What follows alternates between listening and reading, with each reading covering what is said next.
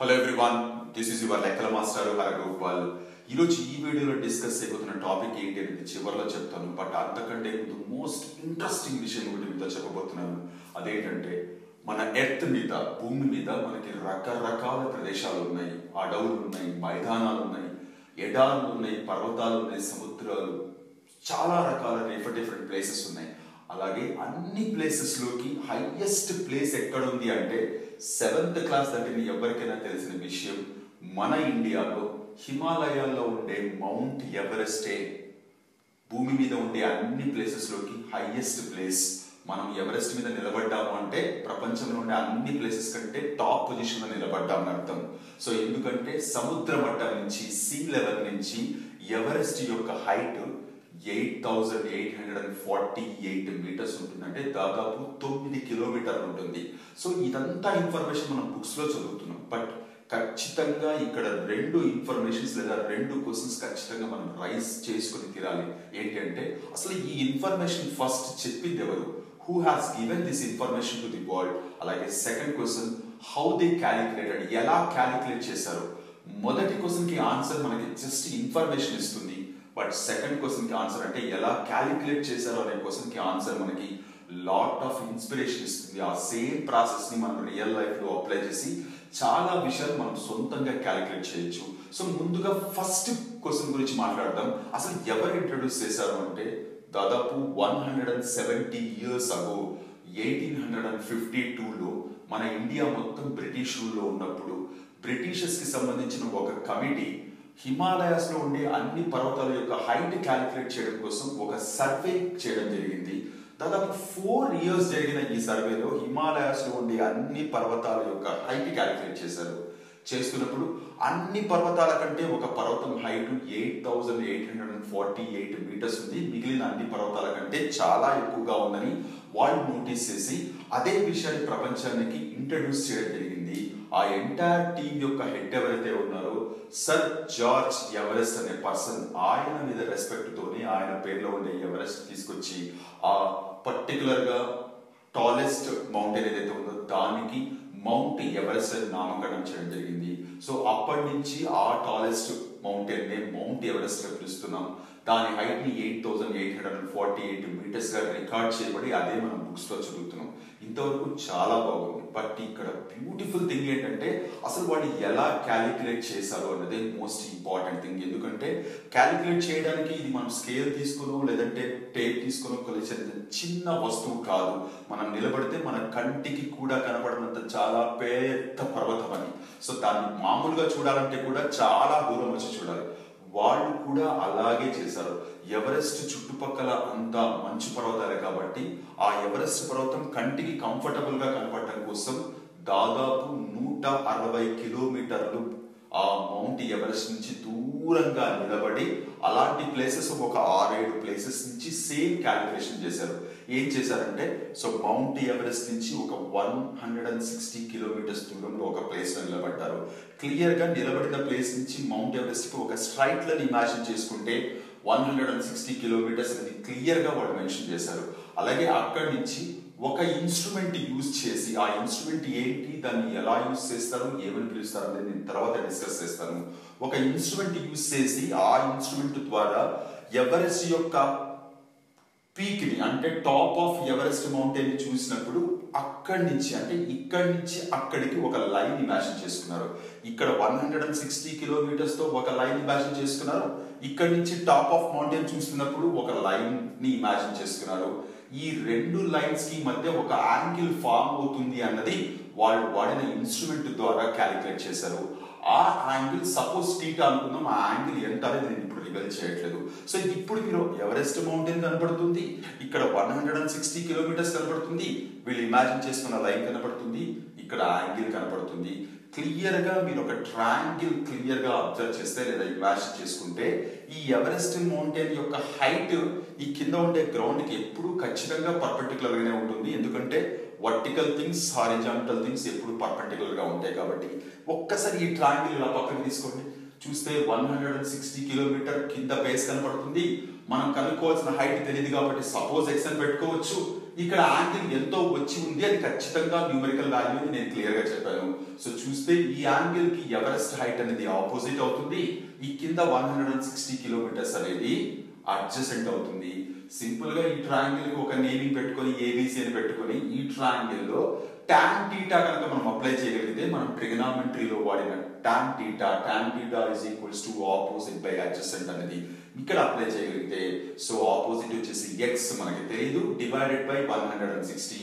ఈ టీటా అనేది అక్కడ వచ్చిన యాంగిల్ సబ్స్టిట్యూట్ చేయడం వల్ల మనకి టేబుల్ నుంచి అంటే మనం 10th క్లాస్ లో నేర్చుకున్న టేబుల్ మాత్రమే కాకుండా ప్రతి యాంగిల్ కి మనం టాన్ క్యాలిక్యులేట్ చేయొచ్చు. కాబట్టి అది క్యాలిక్యులేట్ చేయడం ద్వారా వాళ్ళు 8848 మీటర్స్ ఎగ్జాక్ట్ హైట్ ఉంది ఎవరెస్ట్ హైట్ అని క్యాలిక్యులేట్ చేయడం జరిగింది. సో ఎంటైర్ ప్రాసెస్ మీరు అబ్జర్వ్ చేస్తే ట్రిగనామెట్రీ హెల్ప్ తీసుకొని ప్రపంచానికి ఒక పర్వతాన్ని పరిచయం చేశారు, దాని హైట్ తో సహా పరిచయం చేశారు. సో దీన్ని బట్టి మనం అర్థం చేసుకోవాల్సిన విషయం ఏంటంటే మనం 10th క్లాస్ లో నార్మల్ గా మార్కుల కోసం చదివే ట్రిగనామెట్రీ అనే టాపిక్ ప్రపంచంలో చాలా వింతల్ని పరిచయం చేయడానికి, చాలా దూరాలని చాలా ఎత్తుల్ని పరిచయం చేయడానికి ఉపయోగిస్తున్నారు అన్న విషయం మనం అర్థం చేసుకోవాలి. సో ఈ ఇన్ఫర్మేషన్ మొత్తం మనకి 10th క్లాస్ లో ఒక చాప్టర్ లాగా అప్లికేషన్స్ ఆఫ్ ట్రిగనామెట్రీ అంటే రియల్ లైఫ్ లో ట్రిగనామెట్రీ ఎలా అప్లై చేస్తాము, అలాగే కొన్నిసార్లు దీన్ని హైట్స్ అండ్ డిస్టెన్సెస్ ఎత్తులు దూరాలని కూడా పిలుస్తుంటారు. So my dear children, trigonometry apply చేసి రియల్ లైఫ్ లో నాట్ ఓన్లీ ఇలా మౌంట్ ఎవరెస్ట్ అనే కాదు, మనకి రియల్ లైఫ్ లో చాలా చోట్ల కనపడే ట్రీస్ కానివ్వండి, టవర్స్ కానివ్వండి, బిల్డింగ్స్ కానివ్వండి, వీటి యొక్క హైట్స్ ని ఎలాంటి మాన్యువల్ మెజర్మెంట్ లేకుండా మనం జస్ట్ నార్మల్ ప్రాసెస్ యూజ్ చేసి ట్రిగనామెట్రీకి సంబంధించిన బేసిక్ ఇన్ఫర్మేషన్ యూజ్ చేస్తూ క్యాలిక్యులేట్ చేయొచ్చు. నాట్ ఓన్లీ హైట్స్, కొన్నిసార్లు మనం ఒక ఆబ్జెక్ట్ నుంచి మనం ఎంత దూరంలో ఉన్నామన్నది కూడా ఎలాంటి మాన్యువల్ మెజర్మెంట్ లేకుండా అంటే మనం కొలవకుండా క్యాలిక్యులేట్ చేయొచ్చు. సో ఇదంతా చేయాలంటే మనకి తెలియాల్సిన ఇన్ఫర్మేషన్ ట్రిగనామెట్రీలో ఉండే బేసిక్ రేషియోస్, అలాగే నార్మల్ టేబుల్ కి సంబంధించిన వాల్యూస్ తో పాటు సమ్ అదర్ ఇన్ఫర్మేషన్ అంటే టెక్నికల్ టర్మ్స్ తెలిసి ఉండాలి. అవన్నీ ఏంటి, వాటిని యూజ్ చేసి రియల్ లైఫ్ సిచ్యువేషన్స్ ఎలా సాల్వ్ చేస్తామన్నది మనం నెక్స్ట్ వీడియోలో డిస్కస్ చేద్దాం. సో మై డియర్ చిల్డ్రన్, ఈ మౌంట్ ఎవరెస్ట్ హైట్ వెనక ఉండే స్టోరీ అండ్ అది ట్రిగనామెట్రీకి ఎలా కనెక్ట్ అయిందనే విషయం మీకు అర్థమైంది అనుకుంటున్నారు. మనం నెక్స్ట్ వీడియోలో దీని కంటిన్యూషన్ టాపిక్ తో మీటదాం. అంతవరకు take care, bye by. Your Lekkala Master Haragopal. Hello everyone, this is your Lekkala Master Haragopal. మనం ఇంతకు ముందు వీడియోలో ఎవరెస్ట్ హైట్ కనుక్కోవడం వెనక ఉండే ప్రాసెస్లో యూజ్ చేసిన మ్యాథమెటికల్ కాన్సెప్ట్ ఏంటి, ఆ పర్టికులర్ కాన్సెప్ట్ని రియల్ లైఫ్లో ఎలా యూజ్ చేయొచ్చు ఎక్సెట్రా డీటెయిల్స్ మనం ఈ వీడియోలో డిస్కస్ చేసాం. ఇప్పుడు ఈ వీడియోలో రియల్ లైఫ్లో ట్రిగనామెట్రీని అప్లై చేస్తూ హైట్స్ అండ్ డిస్టెన్సెస్ ఎలా క్యాలిక్యులేట్ చేస్తాం, ఆ క్యాలిక్యులేట్ చేయడానికి మనం తెలుసుకోవాల్సిన టెక్నికల్ టర్మ్స్ ఏంటి, అలాగే ట్రిగనామెట్రీని తీసుకొచ్చి రియల్ లైఫ్లో ఎలా అప్లై చేస్తాం, వీటి గురించి మనం రిక్వైర్డ్ థింగ్స్ ఏవైతే ఉన్నాయో అవి మనం డిస్కస్ చేద్దాం. ఒకసారి ఇవన్నీ పక్కకి పెట్టి మనకి రియల్ లైఫ్లో సో మెనీ డిఫరెంట్ ఆబ్జెక్ట్స్ కనపడుతూ ఉంటాయి మన కంటికి. అలాంటి ఆబ్జెక్ట్స్ అన్నిటిని రకరకాలుగా మనం క్లాసిఫై చేస్తూ ఉంటాం based on it's scientific reasons etcetera. But ఇక్కడ అకార్డింగ్ టు ఈ particular topic applications of trigonometry point of వ్యూలో మనం చూసే ఆబ్జెక్ట్స్ అన్ని 3 రకాలుగా ఉంటాయి. 3 టైప్స్ ఆఫ్ ఆబ్జెక్ట్స్ ఉంటాయి. నెంబర్ 1, మన ఐ లెవెల్లో కనపడే ఆబ్జెక్ట్స్. మనం రెగ్యులర్గా ఎలాంటి శ్రమ పడకుండా అంటే తల పైకెత్తాల్సిన అవసరం కానీ తల కిందికి దించాల్సిన అవసరం కానీ లేకుండా మన ఐ లెవెల్లో కనపడే ఆబ్జెక్ట్స్ అన్ని 1 టైప్ ఆఫ్ ఆబ్జెక్ట్స్. వీటి గురించి ఎలాంటి డిస్కషన్ అవసరం లేదు. సో ఇవి మనకి క్యాలిక్యులేషన్లో అసలు లేనే లేవు, ఈ పక్కకి చేద్దాం. రెండోది, మన ఐ లెవెల్ నుంచి పైన ఉండే ఆబ్జెక్ట్స్ అంటే మన కంటి కంటే పైన ఉండే ఆబ్జెక్ట్స్. ఫర్ ఎగ్జాంపుల్, ఒక ఏరోప్లేన్ వెళ్తూ ఉంటుంది, మనం చూడాలి అంటే మన ఐ లెవెల్లో కనపడదు, ఖచ్చితంగా మనం తల పైకెత్తి చూడాల్సిందే. అలాగే బర్డ్స్ ఎగురుతూ ఉంటాయి, పైకి వెళ్ళి చూడాల్సిందే. అలాగే లైక్ ట్రీస్ కానివ్వండి, బిల్డింగ్స్ కానివ్వండి, ఎలక్ట్రిక్ పోల్స్, టవర్స్ ఎక్సెట్రా వీటన్నిటిని చూడాలంటే ఐ లెవెల్లో కనపడే ఛాన్స్ అయితే లేదు. పర్టికులర్గా పీక్ ఆఫ్ ది టవర్స్ చూడాలంటే మనం ఖచ్చితంగా తల పైకెత్తి చూడాల్సిందే. ఇవి సెకండ్ టైప్ ఆఫ్ ఆబ్జెక్ట్స్. అలాగే థర్డ్ టైప్ ఆఫ్ ఆబ్జెక్ట్స్ ఏంటంటే మన ఐ లెవెల్ కంటే కింద ఉండే ఆబ్జెక్ట్స్. అంటే ఫర్ ఎగ్జాంపుల్, మనం ఏదైనా బిల్డింగ్ మీద నిలబడి కింద ఉండే పర్సన్స్ని కానివ్వండి, కింద ఉండే కార్లను కానివ్వండి, కింద ఉండే ఆబ్జెక్ట్స్ కానీ చూస్తున్నప్పుడు మన ఐ లెవెల్ కంటే కింద ఉంటాయి కాబట్టి తల వంచి చూస్తాం. సో ఐ లెవెల్ కంటే పైన ఉండే ఆబ్జెక్ట్స్ కానీ ఐ లెవెల్ కంటే కింద ఉండే ఆబ్జెక్ట్స్ కానీ చూస్తున్నప్పుడే మనకి క్యాలిక్యులేషన్స్ రిక్వైర్మెంట్ ఉంటుంది. సో అవేంటి, దానికి సంబంధించిన టెక్నికల్ టర్మ్స్ ఏంటి తెలియాలంటే మనము ఒక గ్రౌండ్ మీద నిలబడినప్పుడు మన ఐ లెవెల్లో గ్రౌండ్కి ప్యారలల్గా ఒక లైన్ ఇమాజిన్ చేసుకుంటాం. దీన్ని హారిజాంటల్ లైన్ అంటాం. కొన్నిసార్లు మన నిలబడిన పర్సన్ యొక్క హైట్ కన్సిడర్ కాకపోతే, అంటే కన్సిడర్ చేయాల్సిన అవసరం లేకపోతే గ్రౌండ్నే హారిజాంటల్ లైన్గా కన్సిడర్ చేస్తాం.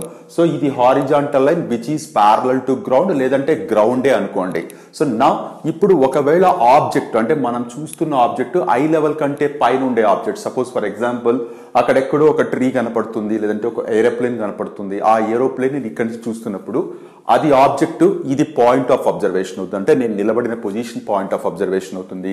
ఆ ఆబ్జెక్ట్ కి ఈ పాయింట్ ఆఫ్ అబ్జర్వేషన్ కి ఒక లైన్ ఇమాజిన్ చేసుకుంటే ఇక్కడ హారిజాంటల్ లైన్ ఉంది, ఇక్కడ ఒక లైన్ ఇమాజిన్ చేసుకున్నాం. ఈ పర్టికులర్ లైన్ ఆఫ్ సైట్, దృష్టి రేఖ అంటాం. దీన్ని హారిజాంటల్ లైన్, క్షితిజ సమాంతర రేఖ అని పిలుస్తాం. ఇవి రెండు పాయింట్ ఆఫ్ అబ్జర్వేషన్ దగ్గర ఇంటర్సెక్ట్ అవుతాయి. సో ఇంటర్సెక్ట్ అవుతుందంటే ఖచ్చితంగా ఒక యాంగిల్ ఫామ్ అవుతుంది. ఈ యాంగిల్ ని మెజర్ చేయడానికి we have a instrument called as clinometer. ఇది ఏంటి, ఎలా యూజ్ చేస్తాము, ఎలా వర్క్ అవుతుందనే దాని గురించి మనం తర్వాత డిస్కస్ చేద్దాం.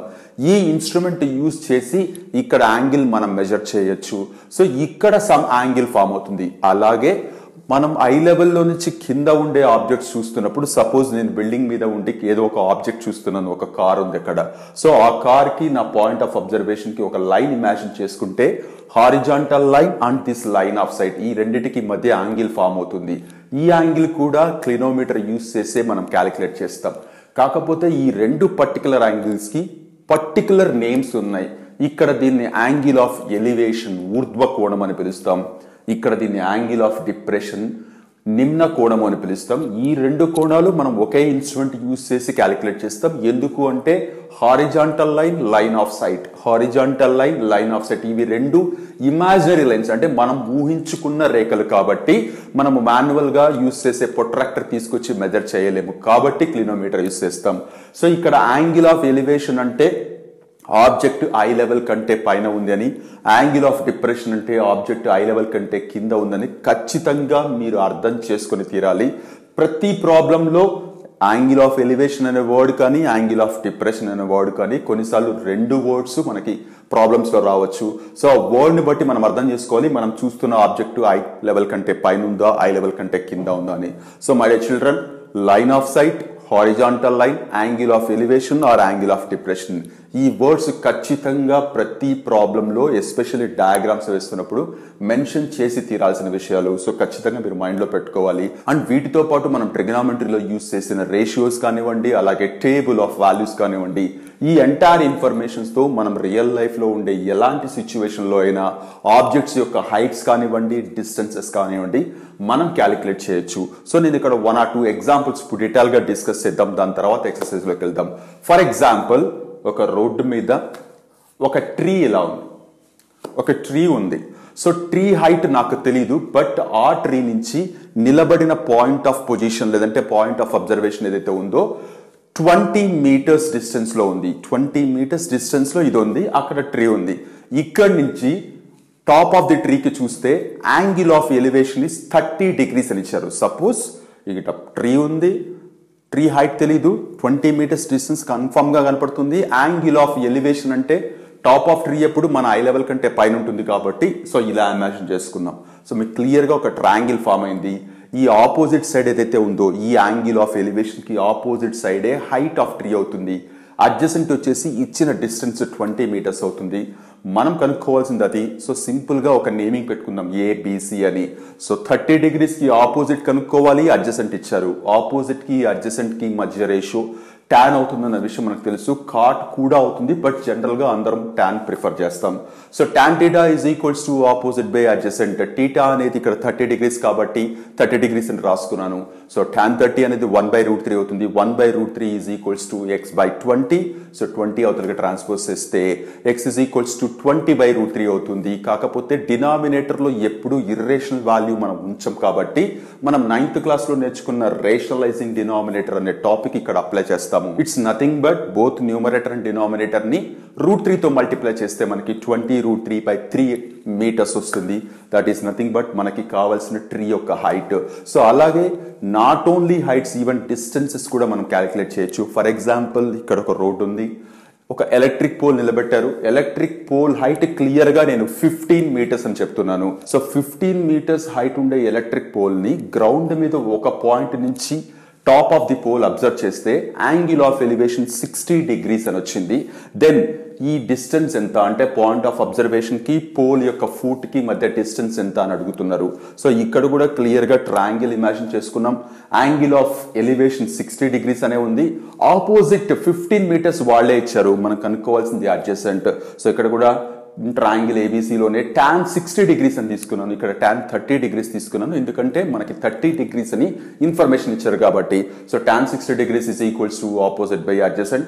tan 60 వాల్యూ √3 అవుతుంది. √3 is equals to 15 by x అని తీసుకుంటున్నాను. సో క్లియర్ గా చూస్తే x ని ట్రాన్స్పోజ్ చేస్తే 15 by √3 is x అవుతుంది. సో √3ని మనం అలాగే వదిలేం కాబట్టి సో మల్టిప్లై చేస్తే 5√3 meters అని వస్తుంది. So that is the required distance from point of observation to the tower. So my dear children, using trigonometry real life లో మనం చూసే ఆబ్జెక్ట్స్ యొక్క హైట్స్ కానివ్వండి, దాని నుంచి డిస్టెన్సెస్ కానివ్వండి, మనం క్యాలిక్యులేట్ చేయొచ్చు.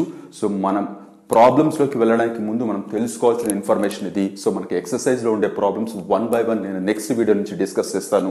హోప్ ఈ ఇనిషియల్ ఇన్ఫర్మేషన్ అండ్ ఎగ్జాంపుల్స్ మీకు క్లియర్ గా అర్థమయ్యాయి అనుకుంటున్నాను. So will meet in the next video. అంతవరకు టేక్ కేర్, బై. యువర్ లెక్కల మాస్టారు Haragopal. Hello everyone, this is your లెక్కల మాస్టారు హరగోపాల్.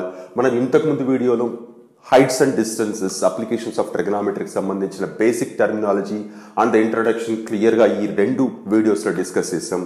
ఈ వీడియో నుంచి మనం స్ట్రైట్ ఫార్వర్డ్ గా మనకు ఎక్సర్సైజ్ లో, ఎస్పెషల్లీ ఫస్ట్ ఎక్సర్సైజ్ లో ఉండే all the simple problems 1 by 1 discuss చేసుకుంటూ వెళ్తాం. సో లేట్ చేయకుండా the very first problem, a tower stands vertically on the ground and a point which is 15 meters away from the foot of tower, the angle of elevation to the top of tower is 45 degrees. Then what is the height of tower అని అడిగారు. So simple to explain. ఒక road మీద ఒక tower ఇలా నిలబడి ఉంది. So ఆ tower foot నుంచి ఒక 15 meters దూరంలో ఒక పాయింట్ ఆఫ్ అబ్జర్వేషన్ పెట్టుకొని ఈ పాయింట్ దగ్గర నుంచి టాప్ ఆఫ్ టవర్ అబ్జర్వ్ చేస్తే యాంగిల్ ఆఫ్ ఎలివేషన్ 45 degrees అని వచ్చింది. సో ఇది లైన్ ఆఫ్ సైట్ అవుతుంది. ఇక్కడ కనపడుతున్నది హారిజాంటల్ లైన్ అవుతుంది. టవర్ అనేది మనకి ఆపోజిట్ సైడ్ అవుతుంది ఈ ఎంటైర్ ట్రయాంగిల్ కి. సో 45 degrees వాళ్లే ఇచ్చారు. ఇది 15 meters అన్న విషయం వాళ్లే క్వశ్చన్ లో చెప్తున్నారు. వాళ్ళు అడుగుతుంది what is the height of tower అని. సో చూస్తే ఈ 45 degrees కి ఇది ఆపోజిట్ అయింది, ఇది అడ్జసెంట్ అయింది. సో సింపుల్ గా ఏబిసి అని ట్రయాంగిల్ లాగా కన్సిడర్ చేసుకుంటే, సో ఈ ట్రయాంగిల్ లో 45 degrees కి ఆపోజిట్ కనుక్కోవాలి, అడ్జసెంట్ ఇచ్చారు.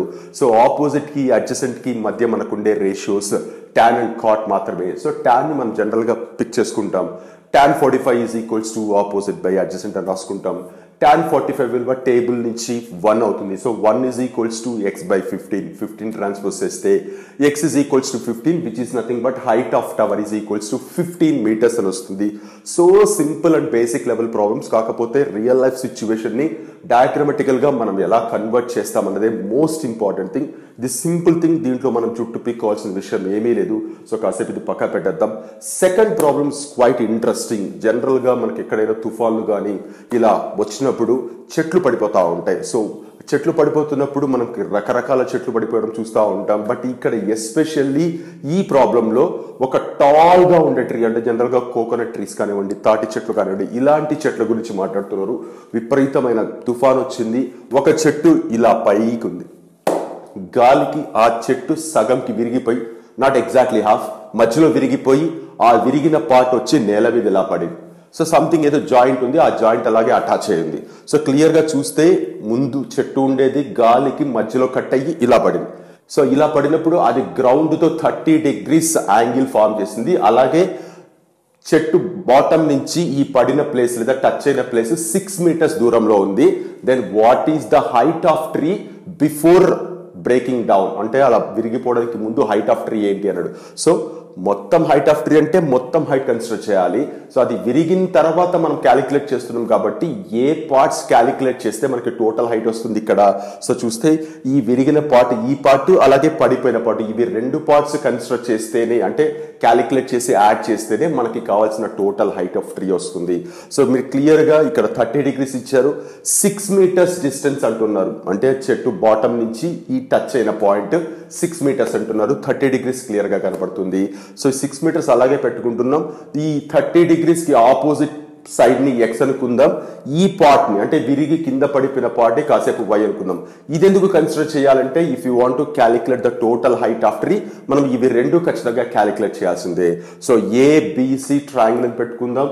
30 degrees కనపడుతుంది, 6 meters కనపడుతుంది, ఎక్స్ అండ్ వై కనపడుతుంది. సో ఫస్ట్ ఎక్స్ వాల్యూ ఎలా క్యాలిక్యులేట్ చేస్తాం ఇక్కడికి వద్దాం. tan 30 అని తీసుకుంటున్నాం. ఎందుకు tan? అగైన్ 30 degrees కి ఇది ఆపోజిట్, ఇది అడ్జసెంట్. tan జనరల్ గా పిక్ చేసుకుంటాం. tan 30 degrees is equals to opposite by adjacent. So tan 30 value 1/√3 అవుతుంది. ఆపోజిట్ x, అడ్జసెంట్ 6 కాబట్టి x/6 అని రాసుకుంటున్నాను. So 1/√3 is equals to x/6. x is equals to 6/√3 అవుతుంది. కాసేపు దీన్ని బాక్స్ లో వేసి 1 అని పెట్టుకుంటున్నాను, ఎందుకంటే ఇది మనకి ఫైనల్ ఆన్సర్ కాదు కాబట్టి అప్పుడే మనం ఈ √3 గురించి ఆలోచించాల్సిన అవసరం లేదు. సో x వాల్యూ 6/√3 అని వచ్చింది, దాని ఈక్వేషన్ 1 అనుకుందాం. సో ఇప్పుడు ఇక్కడ ఈ పడిన పార్ట్ మనకి ఈ ట్రయాంగిల్ లో హైపాంటిస్ లాగా కన్సిడర్ చేయాలి. సో కింద అడ్జసెంట్ 6 కనబడుతుంది, హైపాంటిస్ విచ్ ఇస్ y, అది మనం క్యాలిక్యులేట్ చేయాలి. అడ్జసెంట్ కి హైపాంటిస్ కి మనకుండే ratios cos 1, secant 1.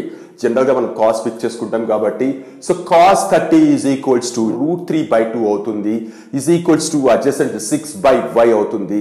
So transpose చేస్తే y ఈజ్ ఈక్వల్స్ టు 12/√3 వస్తుంది. సో ఇక్కడ x వచ్చేసి 6/√3 వచ్చింది, y వచ్చేసి 12/√3 వచ్చింది.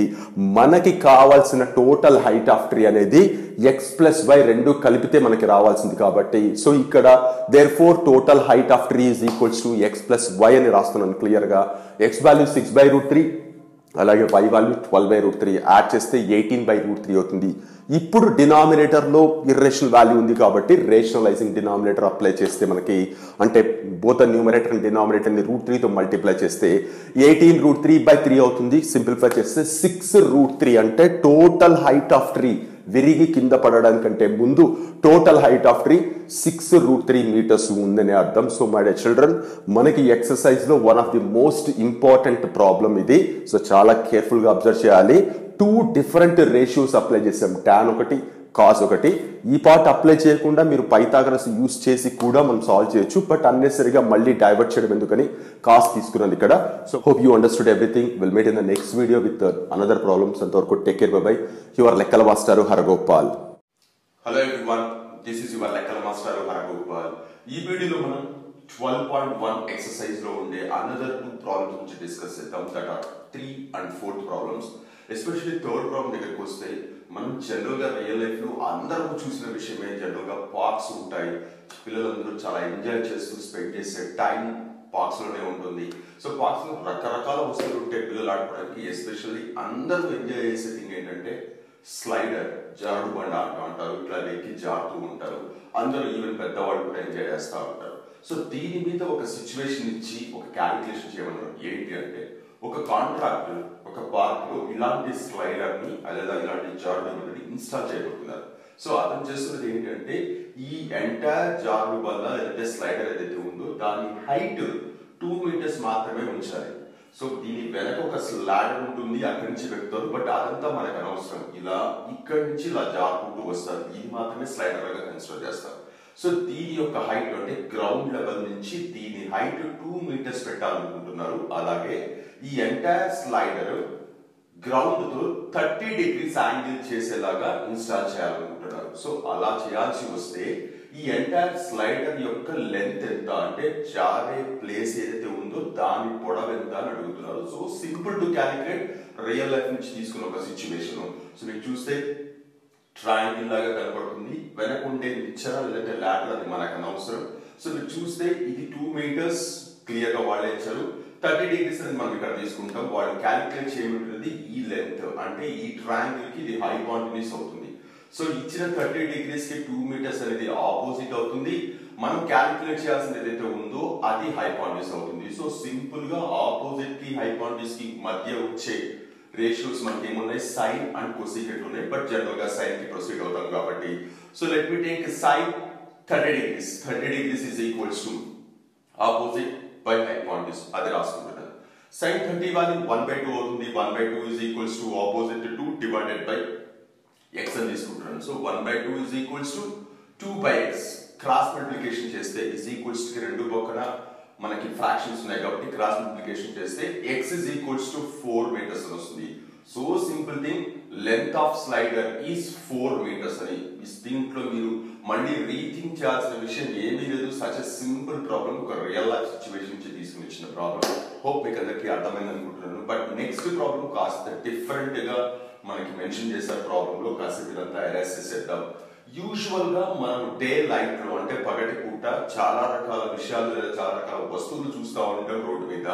ప్రతి ఆబ్జెక్ట్ కి నీడ పడుతూ ఉంటుంది, రోడ్డు మీద నీడ పడుతూ ఉంటుంది. సో ఇక్కడ ఈ నీడ ఎక్కడి నుంచి వస్తుంది అంటే కాస్త ఫిజిక్స్ నాలెడ్జ్ ఉన్న వాళ్ళు ఎవరికైనా సరే, సో సూర్యుడి దగ్గర నుంచి లైట్ రేస్ మన భూమి మీద పడుతూ ఉంటాయి కాబట్టి ఆ లైట్ రేస్ కి ఏదైనా ఆబ్జెక్ట్ అడ్డం వస్తే సో ఆ ఆబ్జెక్ట్ యొక్క నీడ భూమి మీద పడుతుందని క్లియర్ గా అందరం ఎక్స్ప్లెయిన్ చేస్తాం. సో ఇక్కడ సూర్యకిరణాలు సూర్యుడి దగ్గర నుంచి భూమి మీద పడుతున్నప్పుడు ఖచ్చితంగా ఎంతో కొంత కోణం చేస్తాయి అంటే టచ్ అయినప్పుడు. సో వాళ్ళు ఈ పర్టికులర్ సిచ్యువేషన్ తీసుకుని క్వశ్చన్ అడిగారు, ఏంటది? సో ఇక్కడ ఒక 15 meters హైట్ ఉండే ఒక టవర్ ఉంది. Tower or electric pole whatever అంటే ఒక 15 meters పొడవు ఉండే ఒక ఆబ్జెక్ట్ ఉంది. ఇక్కడ ఎక్కడో సూర్యుడి దగ్గర నుంచి సన్ రేస్ నేల మీద పడుతున్నప్పుడు ఈ ఆబ్జెక్ట్ ని క్రాస్ చేస్తూ వెళ్ళాల్సిన సిచ్యువేషన్ లో ఈ ఆబ్జెక్ట్ యొక్క నీడ భూమి మీద 5√3 meters పడింది. అంటే ఈ సూర్యకిరణాలు ఇలా పడుతున్నప్పుడు 15 meters పొడవు ఉండే పోల్ లేదా electric thing water it is, దీని యొక్క షాడో 5√3 meters వచ్చింది. అయితే ఈ సూర్యకిరణాలు సన్ రేస్ భూమి మీద ఎంత యాంగిల్ ఫార్మ్ చేస్తున్నాయో చాలా ఇంట్రెస్టింగ్ క్వశ్చన్. ఇంతకు ముందు మనం చేసిన అన్ని ఎగ్జాంపుల్స్ అన్ని ప్రాబ్లమ్స్ లో యాంగిల్ వాళ్ళే ఇస్తూ ఏదో ఒక మిస్సింగ్ వాల్యూ కనుక్కోమన్నారు. బట్ ఇక్కడ మాత్రం సన్ రేస్ అని చెప్తూ రెండు సైడ్స్ వాళ్ళే ఇచ్చి యాంగిల్ కనుక్కోమంటారు. So no problem. ఈ సన్ రే ఏదైతే ఉందో అది ఈ పర్టికులర్ టాప్ ఆఫ్ పోల్ ని అలాగే ఆ ఎండ్ ఆఫ్ షాడోని టచ్ చేస్తూ వెళ్తున్నట్టు క్లియర్ గా నోట్ చేసుకుంటారు. మీరు చూస్తే క్లియర్ గా ఒక ట్రయాంగిల్ ఫామ్ అయింది. దీంట్లో ఇది 15 meters, ఇది 5√3 meters. వాళ్ళు కనుక్కోమంటున్నది అక్కడ యాంగిల్ సపోజ్ టీటా పెట్టుకుందాం. టీటాకి ఇది ఆపోజిట్ అవుతుంది, ఎదుటి భుజం అవుతుంది. ఇది అడ్జసెంట్ అవుతుంది, ఆసన భుజం అవుతుంది. సో సింపుల్ గా ఆపోజిట్ కి అడ్జసెంట్ కి మనం యూజ్ చేసేది టాన్ కాట్లలో టాన్ ప్రిఫర్ చేస్తాం కాబట్టి సో అదే తీసుకుంటున్నాను. టాన్ టీటా తీసుకుంటున్నాను ఎందుకంటే వాల్యూ మనకి తెలియదు కాబట్టి. Tan theta is equals to opposite by adjacent అని రాసుకుంటున్నాను. మళ్ళీ టాన్ టీటా రాస్తున్నాను ఎందుకంటే వాల్యూ తెలియదు కాబట్టి దాన్ని అలాగే క్యారీ చేయాలి. So tan theta is equals to 50/5√3 అదే నోట్ చేస్తున్నాను. సో ఇక్కడ 5 15 క్యాన్సిల్ అయిపోతుంది కాబట్టి 5 1 5 3 అయిపోతుంది. సో 3/√3 వచ్చింది. Tan theta is equals to 3/√3. మీరు జాగ్రత్తగా అబ్జర్వ్ చేస్తే 3 ని √3 into √3 రాయొచ్చు. √3 into √3 √9 అవుతుంది, విచ్ ఇస్ 3 అవుతుంది. సో 3 ప్లస్ లో √3 into √3 రాస్తున్నాను. డినామినేటర్ లో ఉండే √3 న్యూమరేటర్ లో ఉండే ఒక √3 తో క్యాన్సిల్ అయిపోతే tan theta is equals to √3 అని వస్తుంది. √3 అనేది మనకి ఎక్కడ వస్తుంది టేబుల్లో tan 60 దగ్గర వస్తుంది. So tan 60 is equals to √3 అవుతుంది కాబట్టి √3 దగ్గర tan 60 రీప్లేస్ చేస్తున్నాను. సో ఏమవుతుంది మనకి tan theta is equals to tan 60 అవుతుంది. ఇక్కడ తొందరపడే tan క్యాన్సిల్ అయిపోతుందని ఇమాజిన్ చేసుకోవద్దు. ఇక్కడ మనం tan ఫంక్షన్ ని రిమూవ్ చేస్తున్నాము అన్న సెన్స్ లోనే మీరు ఆలోచించాలి. So tan theta is equals to tan 60 అయ్యి tan ఫంక్షన్ ని రిమూవ్ చేస్తే theta is equals to 60 degrees అవుతుంది. అంటే సూర్యుడి యొక్క లైట్ రేస్ కిరణాలు భూమిని 60 degrees కోణం చేస్తూ తాకుతున్నాయి అన్నదే ఈ ఎంటైర్ ప్రాబ్లమ్ లో వాళ్ళు మెన్షన్ చేస్తున్న విషయం. So my dear children, one of the quite interesting problem in the exercise, కాస్త రియలిస్టిక్ గా అనిపించే ప్రాబ్లం ఇది. సో హోప్ మీకు అందరికీ అర్థమైంది అనుకుంటున్నాను. మనం నెక్స్ట్ వీడియోలో అనదర్ 2 ప్రాబ్లమ్స్ గురించి డిస్కస్ చేద్దాం. Will meet in that video. అంతవరకు take care, bye bye. Your లెక్కల మాస్టర్ హరగోపాల్.